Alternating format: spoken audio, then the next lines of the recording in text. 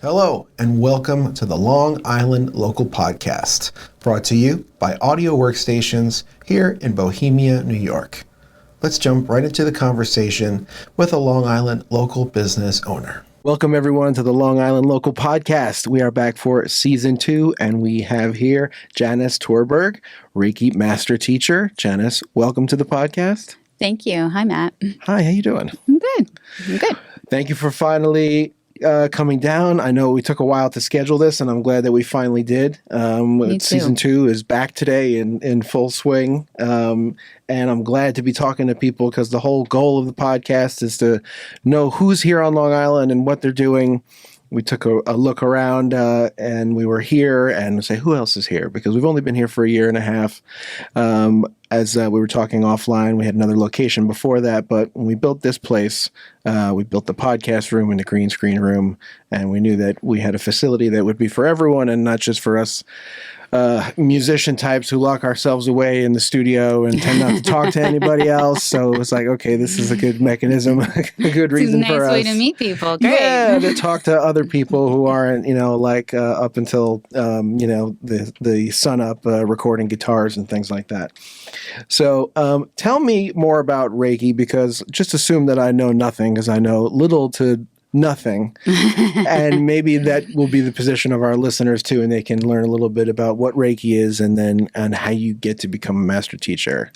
Well, Reiki is an ancient Japanese deep relaxation technique. It was originally taught by Dr. Master Usui, Miyako Usui, and it's really all about getting the mind, body, and spirit to align. You only get what you need from it, and the rest, you don't filter it in. And the great thing is even if you don't believe in it or you don't really know what you're walking into, it puts you on the table for an hour, you get a great nap, and you feel really energized. Okay, well, that sounds good. But yeah, it's mostly for stress reduction. It promotes the peace of mind and body, deep relaxation, relieves stress and anxiety. I've had a lot of people come to me that have a lot of anxiety, and they leave very relaxed. They want to come back right away. And it just eases the mind. It keeps your mind from spinning and, the what if, the worry. It helps you get out of that. You have to get out of your head for a moment. It helps to relieve pain and mental tension, so really good for headaches.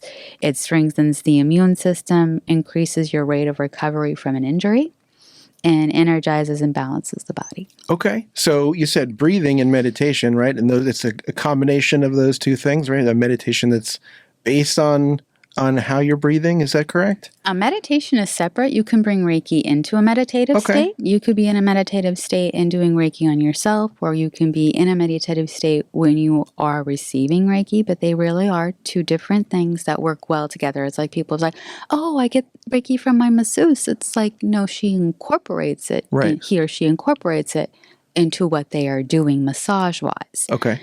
Reiki is really energy work, and it's hard for a lot of people to wrap their heads around it, but when you experience it, you get it. It's kind of like going and learning how to do something for the first time. You're like, I have no idea what you're doing. I'm getting on the back of a horse. You want me to do what? And then you experience the thrill of it, and you want to go back and do it again.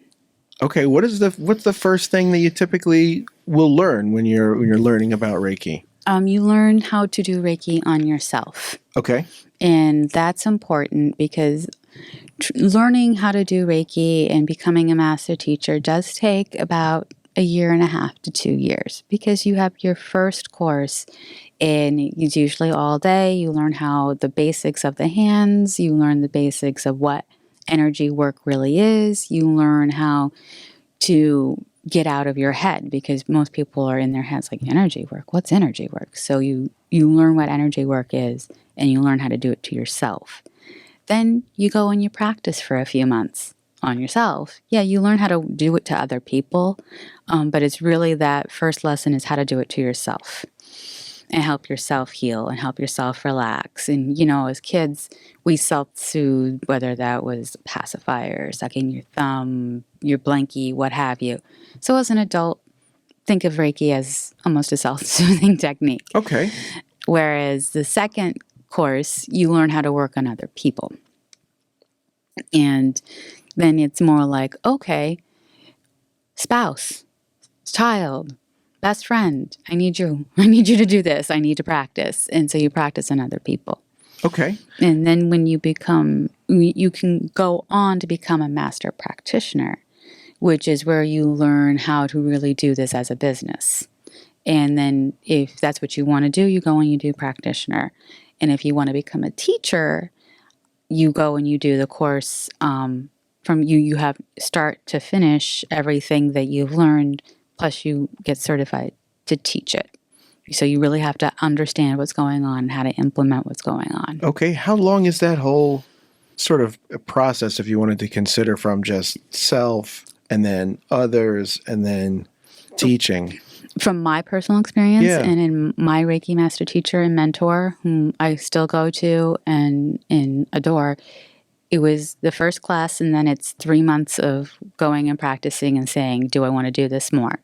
Then it's the second class, and it's 3 to 6 months of, do I want to do this more? And then Reiki master practitioner is, you do this, and it's like, okay, then I'll see you in 3 to 6 months. And then teacher, that is your final, if you want to go into teach. Remember, these are all choices in on your journey. You don't have to continue after Reiki when you're like, okay, no, I'm good. This helps me get through college. This helps me get through work, what have you. Oh, I want to do this to other people. Okay, I'm going to continue. Oh yeah, I might do this professionally. Then you do practitioner. Right. And in my case, I was like, yeah, this is my purpose. This is what I need to be doing. I need to be helping people. I need to be guiding people. This is where it's at. Now, I have not been called to teach a course, but I am certified to teach. So if I ever feel called, then I obviously would offer it to teach to other people. But then I would really want 4 to 6 dedicated people who say, I want to do this, and at least for 1 and 2. They don't have to continue on unless they want to, but you really have to say, I'm dedicated to learning how to do this for 1 and 2 sessions. And how much time out of each week would you say that initial learning process would be taking up? Oh, it would be an all day for Okay. 1, and then I let you practice for 3 to 6 months, and then it would be all day for 2, and then again you'd practice for 3 to 6 months. And Okay. if the interest was there, then go to practitioner and teacher. Okay, so it's really intense, day-long learning sessions. Absolutely. Yeah. Okay, interesting.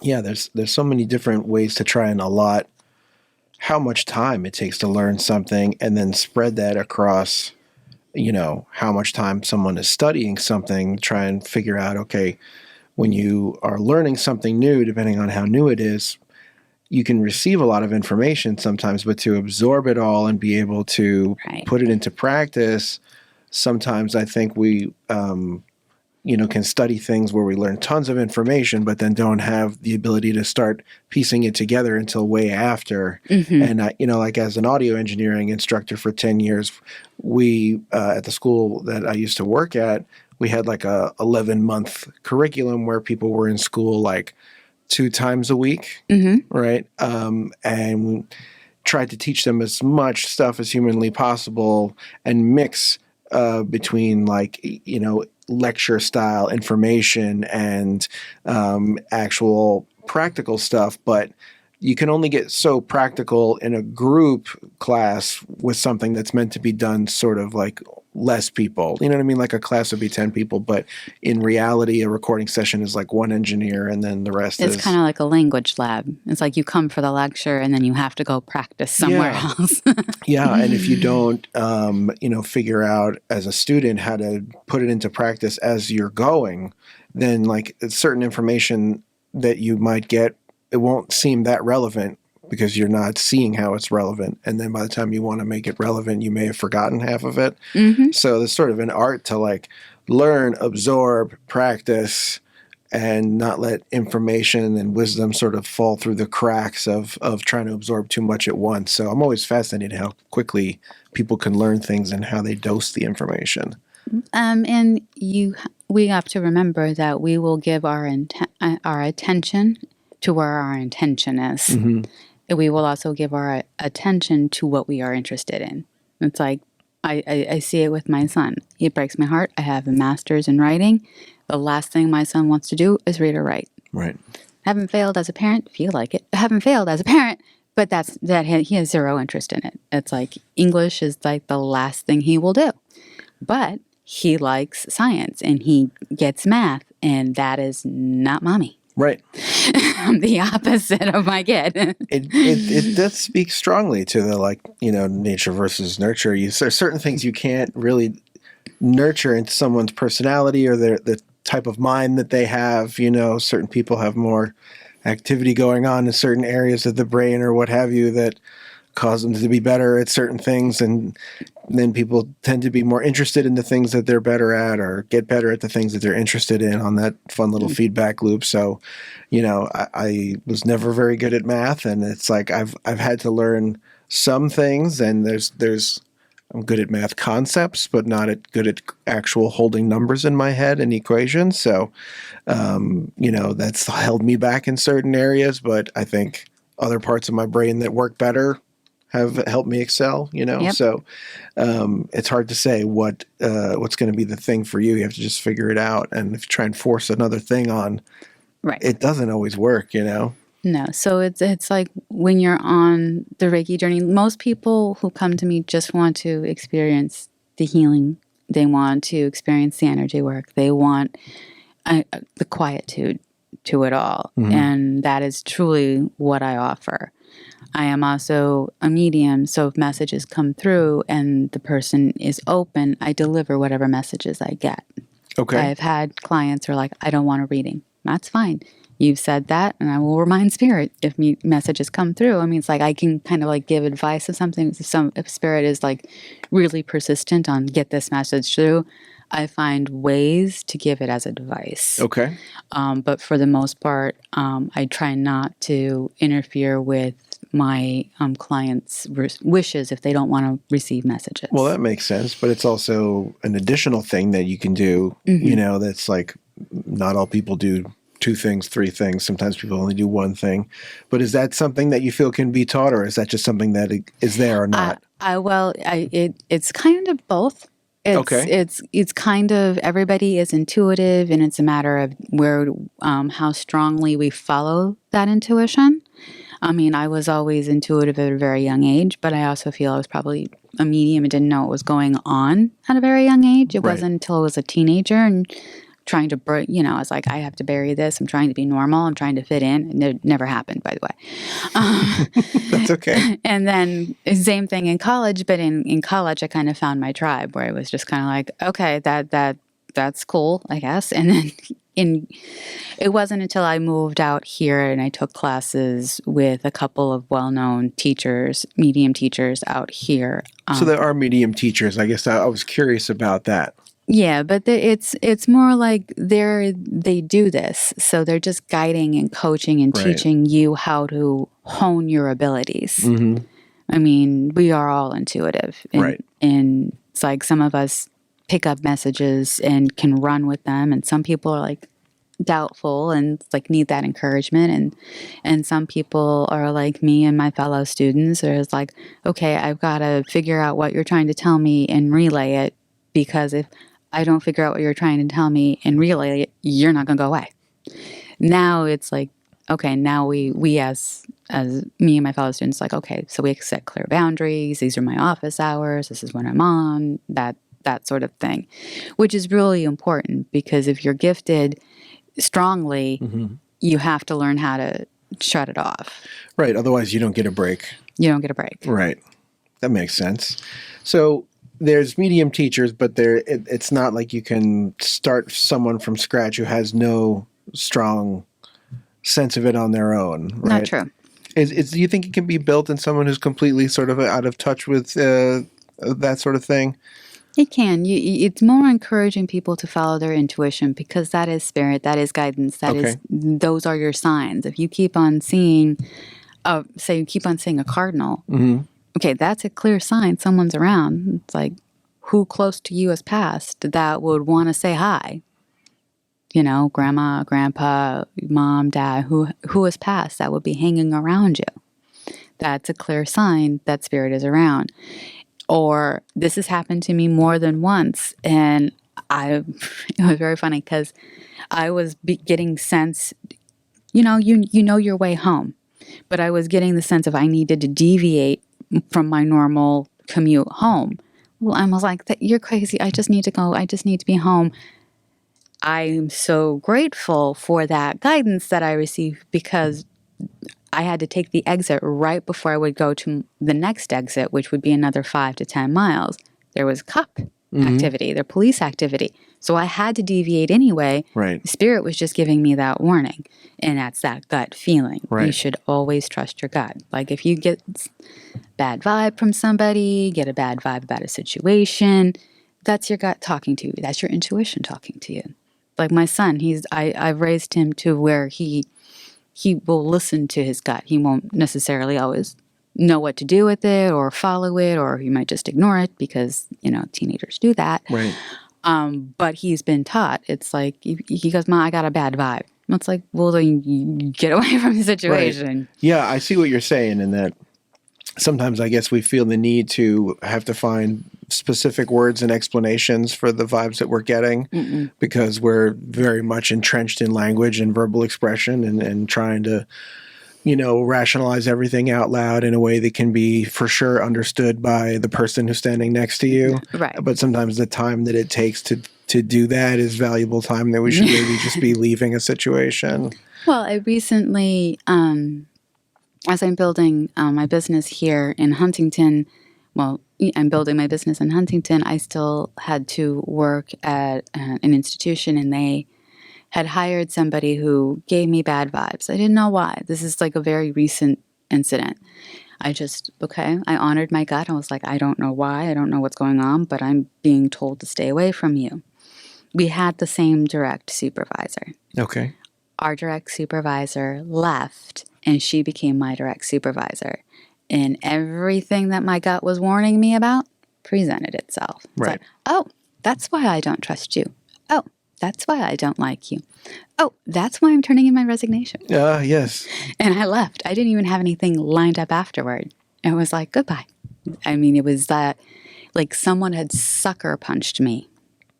And I was like, okay, I need to get away. That's a bad vibe. And Right. But I had to honor the reason. It's like, I don't know. She hadn't done anything to me. Right. You didn't have anything that you could say for sure that you could point to that would make sense to anyone else outside your own mind. But And then everything presented itself. right. So I was like, I honored my gut. I stayed back. I was like, you give me bad vibes. I don't know why. I don't trust you. We're not friends. She tried to be friends with me. It's Right. like, knew not to do that because then it all comes back as some sort of weapon later. Mm-hmm. But I didn't know why I didn't like her. I didn't know why I didn't trust her, but I just knew to honor that. Right. So that inherent sense of like, what's the right situation or the right people to be around, you think is sort of present in everyone, but Absolutely. everyone is at different levels of being in touch with it. Correct. Okay. And so you can sort of cultivate a sense of being in touch with it in people and teach them how to do that better. Yes. And then I guess theoretically that you sort of follow that on a trajectory towards. Yeah, you go up, you learn your signs, you learn like, okay, my gut says no, or, I've been here before. What's my lesson? Mm-hmm. A great author to really learn from is Sonia Choquette. Laura Lynn Jackson is also good, but Sonia Choquette has several books, and her first book was Trust Your Vibes. Okay. And it's a great book to start off with. If you have no idea, Mm-hmm. It's like, what do you mean, trust my vibes? Well, what's a vibe? Right. She kind of guides you through. I picked up her book when I was about 19. Okay. Well, that sounds like a good age to have handy information if it's going to be helping you for the rest of life. Yeah. It's nice and early. It's like, I shouldn't be walking in downtown alone. Yeah, trust those vibes. Absolutely. Sorry. Oh, that's okay. So that's interesting. All right. So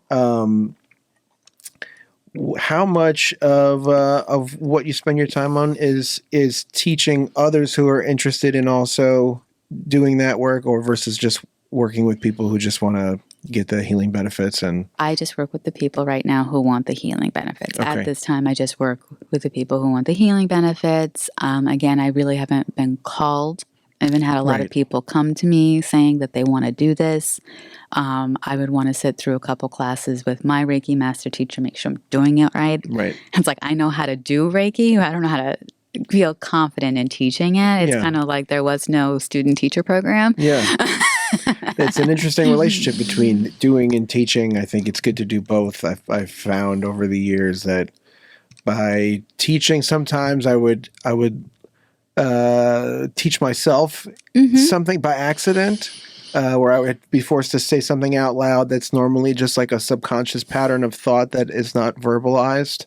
And then I'll say it out loud in an attempt to explain something to someone, and I'm like, oh, that's actually kind of valuable to like realize what's happening there when I'm considering a few different things in the heat of a recording session, and I make a decision. And why did I make that decision? Well, I had to make it in like 5 seconds, so I didn't have a full list of why I made it, but ultimately there were things that I was thinking of. And so to break that down and be able to say it out loud, it's like, oh, that's why I chose to do that, or that makes sense now in a way that I hadn't explained it before because someone was struggling to explain it, to understand it in the normal way that I explain it, and so I have to come up with a new way. New analogy on the spot. And it's like, oh, well, maybe this is a new, better explanation, or maybe it works for the 30% of people who don't like the other explanation. It's because different people have different ways of interpreting things or different life experience. That means that different analogies and metaphors and frames of reference have more power or less.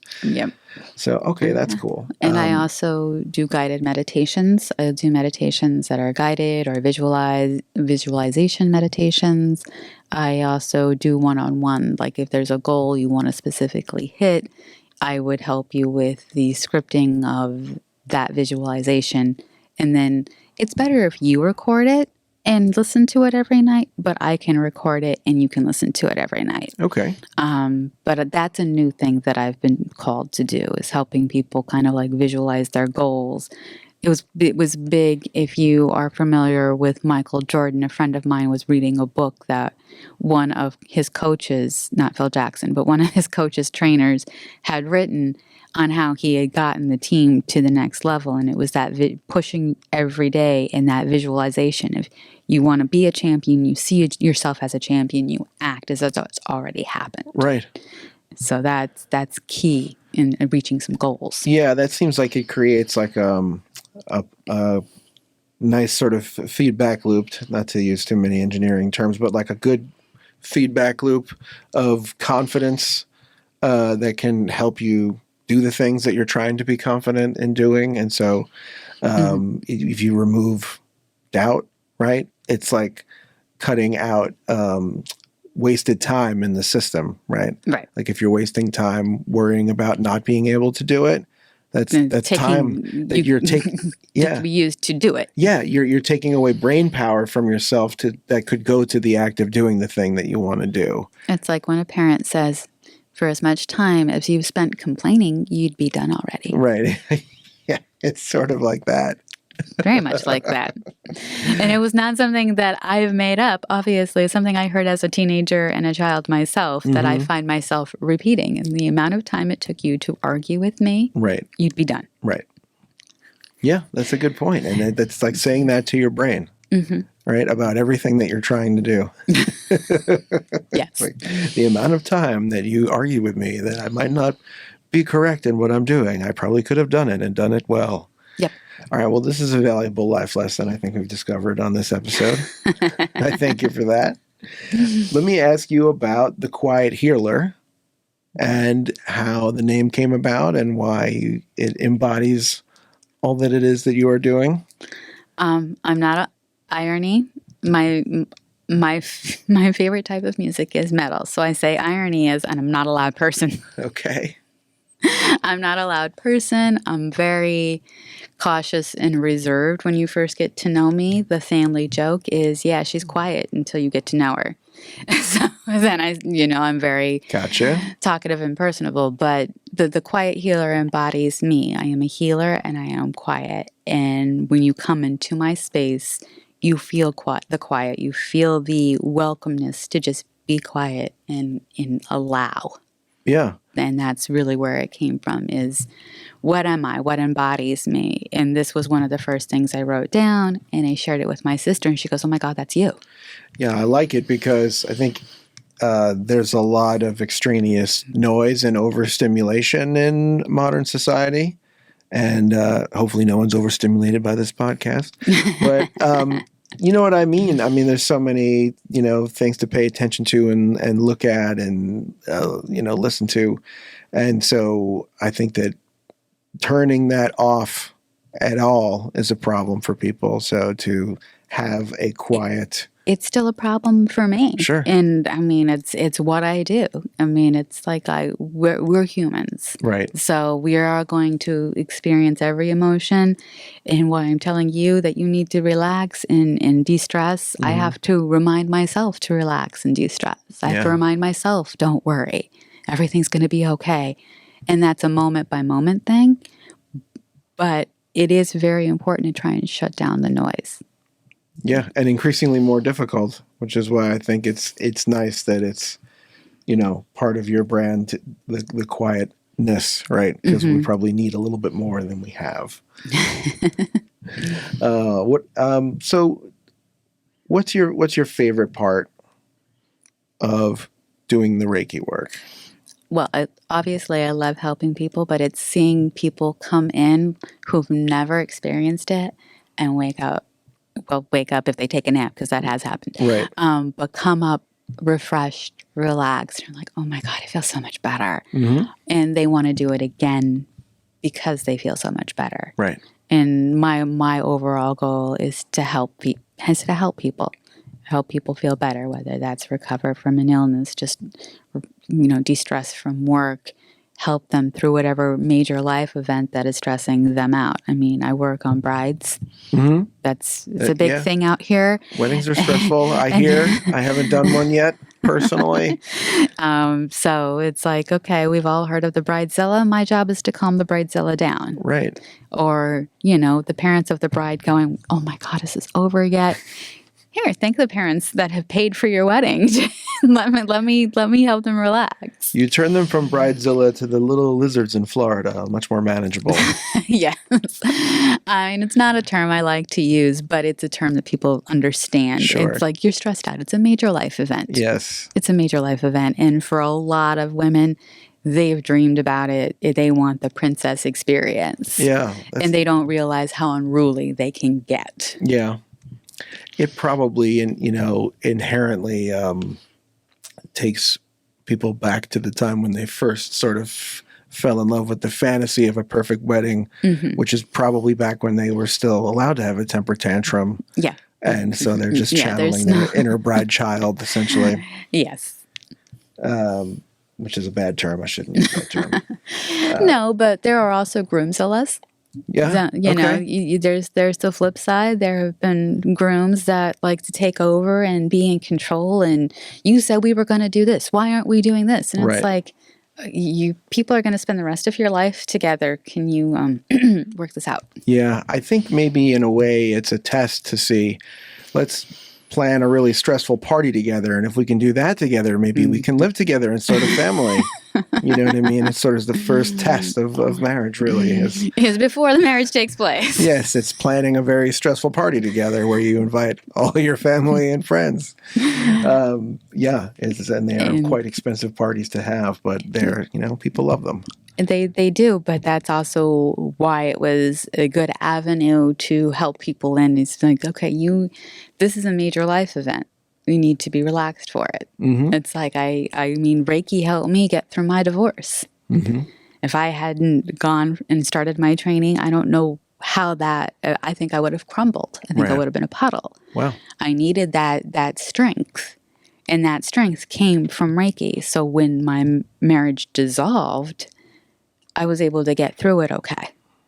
That's powerful. It's very powerful. Yeah. And I'm glad that you say that, helping people is your favorite part. I've had a decent amount of interviews with people who have their own businesses, and that's, like the overwhelming theme is that we all want to do things that we think will help and where we think we can, put ourselves to do the best that we can offer, right? We all have like these different strengths, like we were talking about with yourself and your son, having different, strengths of mind, and we all want to figure out where our particular strength of mind can do the most, and then spend most of our time doing that because you feel that reward each time, right? It's instead of, I'm sure there's lots of people who are working in jobs and careers that don't necessarily feel that, and I don't get to have them on this podcast because it's really for business owners and people who tend to be passionate. It's not for employees of large corporations. I don't talk to them, and because that wouldn't inspire me. I don't think this inspires me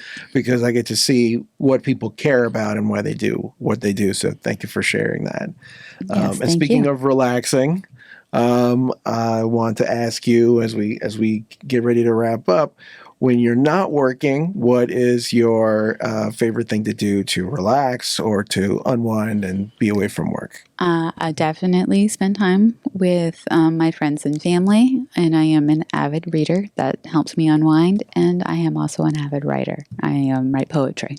Okay, so writing poetry, what's the favorite thing to read? I've been reading a lot of self-help books. Okay. And like self-help on a spiritual level, like Marianne DeMarco has a book called read it. I can't think of the name of the book, and I have it. It's a well-loved book, but I also read, it's by Marianne DeMarco. I also read Super Attractor by Gabby Bernstein, The Universe Has Your Back by Gabby Bernstein, Just Effing Do It by Nora Hibbert. Okay. That is the actual title. All right. It's a good title. But books like that lift you up, that are like very much like a coach and cheerleader type thing. I've also read The Sedona Method, The Field by Lynn McTaggart, The Intention Experiment by Lynn McTaggart. Those are all on my nightstand. Okay. I do like reading books, but I end up now doing more of the listening thing because I can do it while driving. And of course, a lot of people do that. I do have a few Audibles books myself. I have a couple by Sonia Choquette. I have Everything by Wayne Dyer. Okay. He's a good one. Again, listening on the way into the office or on a long trip. Gotcha. And what happens with the poetry? That is very cathartic. I haven't really published anything. Okay. But when I got my master's, I concentrated on poetry. So I have a whole collection ready for publication if I want to push that button. Think about self-publishing the poetry, right? You could build a whole website dedicated to just the poetry. It wouldn't be that hard, right? No, it wouldn't. It wouldn't. I mean, I can also use it as a catalyst for anything I want to talk about in my blog. Yeah. I mean, it was a very cathartic experience for me. And that's the beauty of poetry. And the beautiful thing about poetry is it's a lot like Reiki, is you'll read it and 5 different people will read the same poem and experience something different. Yeah. And there's something to be said for just the act of writing it. Even if you write something and no one ever reads it, you still get a benefit out of the act of writing it, out of getting the thoughts out of your head and down onto the page. Absolutely. I find that, with things like lyrics and, sometimes I write stuff that could be a melody or it could be a poem, depending on if a melody exists or not, basically. But, sometimes just the act of writing it means, okay, this particular thought doesn't have to swim in my head quite as many laps per minute now. It can kind of calm down. Right, because it exists now here. I can see it. I can come back to it and look at it and think about that thought if I want to, but it's not like stuck anymore. You know what I mean? It's I've had things stuck and repeat on multiple occasions. So it's like, okay, I have to write this. It's like one of the blog posts that I am currently working on about trusting your gut is very important, because I've noticed it's kind of like my own messages from Spirit. It's like, you need to get it out or it's not going to go away. Right. And yes, you need to share it with others, because somebody, I don't know who's going to need it, but somebody's going to need it. Right. Yeah. Okay. That's cool. All right. Well, that was extremely interesting for me because I really had very little to no Reiki information in my brain. And now I feel like I have some, at least surface level understanding of what the intention is and, what's going to be sort of the normal for like a session, right? Well, Reiki is also known as universal life force energy. So it's your universal life force energy. I'm just helping to ignite whatever is going on, whatever needs to leave. Gotcha. But mostly aligning the mind, body, and spirit. A little life force energy maintenance, if you will. In a way. In a way. Okay, I'll take it. Thank you, Janice, so much for coming in and talking to us. And thank you, everyone, for listening. We will see you next time. Hi, everyone. I'm Janice. I'm a Quiet Healer. I'm a Reiki Master Teacher and Medium here in Huntington, New York. You can find me at thequiethealer.com, or you can call and text 570-677-6785, 570-677-6785.